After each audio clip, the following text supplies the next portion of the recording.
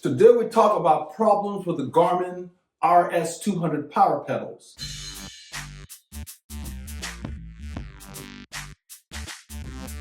Hello legends and super legends, welcome to Veloharmony. In today's video, we look at the issues I've had with the Garmin RS200 since I purchased them years ago and how support has stepped up or not.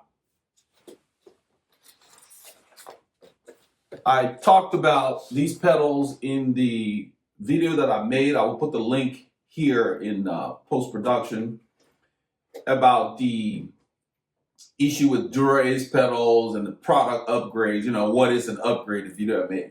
So I went back, I put it back on my bike and went on the ride last Saturday, and the left pedal was just floppy. I mean, you felt like there was no sound anymore when you clip in.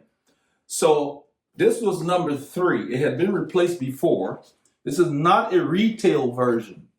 That blue label is the serial number that they send you when you replace the pedals on the warranty.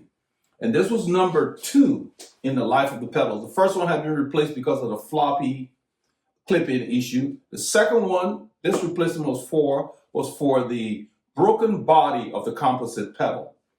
So I've lived with this maybe about a little over 12 months. I decided to call, and to be prepared, I took a picture of the bottom of my shoe. They always want to see the condition of your cleats. The first time that I called about the floppiness, they wanted me to send them a picture of the cleats on my shoe to make sure the cleats were now worn. And so this time I had the picture ready. I did not need it. Got on the phone. I already have the pedals in the box. I'm going to show you the problem. Hopefully we'll be able to reproduce it here. This is the left pedal, and I'm going to show you. I'm going to take out the right pedal. Now, I'm not putting a lot of force on the pedal. I want you to look at this, the back of the pedal. You see how it's easy to move? I'm hoping the video does it justice. I'm going to take the right pedal. I'm going to do the same thing. I can't move it, okay? The right pedal, this back part, there is a hinge right there with a little bolt. The bolt on here is not even loose. I'm hoping this camera, it's kind of hard to see the bolt. It's real tiny. Anyway, there's nothing loose other than the entire body. And I believe it is these springs back here. I may need a flashlight to flash on it for you to see the spring. There are 2 springs that kind of go like that on the back of all these clipless pedals. Whatever that material is too weak. That's what's failing. But I get on the phone with support. To their credit now, got a guy, he said his name was Josh, so I can say that because I didn't get his full name. Very, very personable guy, and they're all cyclists. As soon as I said, Josh, I'm calling regarding one of your power pedals, and I'm going to, this is like number 3. I said, because the first time I called for the floppy pedal issue. The second time, then he said, oh, I had already called. They had like a 20-minute wait on the 800 number. So I did a call back with my phone number. They called me back probably in 5 minutes. And that's what you want to do. But what he did tell me is, as I'm talking, they had already used my phone number that I left and looked me up in my Garmin, my free connect, that Garmin account, the account where you load your rides and it goes in there and you can make routes or whatever. And what he told me was, because I had registered my pedals on my Garmin account, they were able to instantly see the serial number. So he didn't need me to give him the serial number on this box or anything. And he did go on to tell me that it was good when you register your pedal, then they have the history. They know what serial number it is. And from that serial number, they know what date, when you got the pedals. They know whether you're still under warranty or whatever. I think you get like 2 or 3 years warranty, something like that. Anyhow, then he proceeded to tell me, oh, by the way, the one we sent you was not a retail package.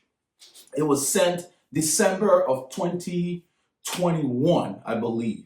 He said that was right before they had made the fix for this floppy pedal issue, which he said, yeah, we're aware of it.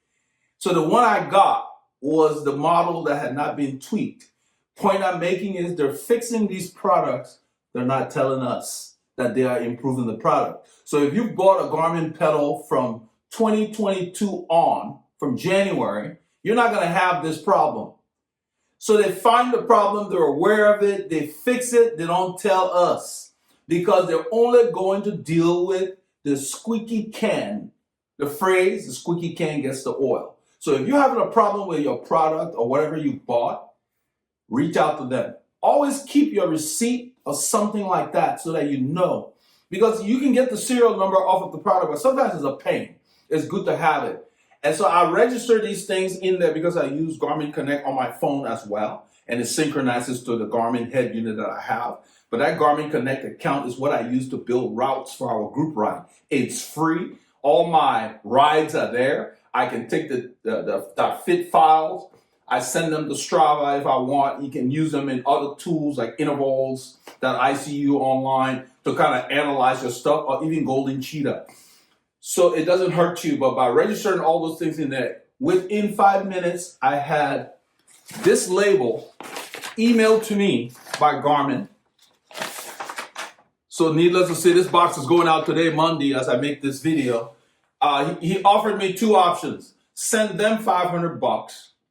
Then they'll send me a product. Then I can send this one back, meaning I could have kept using it. And then when I send it back, then they'll send me my $500. I thought, you know what? I got better things to do with $500 than send it to sit with Garmin. I can do without the power meter for a week. It doesn't take them too long. That's why I'm sending it back today. He apologized because he knew nobody wants to be without their power meter when you're used to it. But I didn't ask the guy because he's not making decisions at Garmin. But a lot of companies do this. A massive recall is very expensive.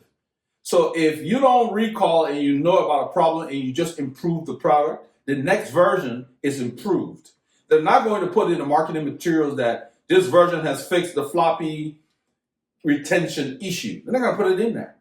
They're only going to deal with the people that call support. So you need to call support when you have problems with your products. But I wanted you all to know that these fancy upgraded carbon pedals come with issues.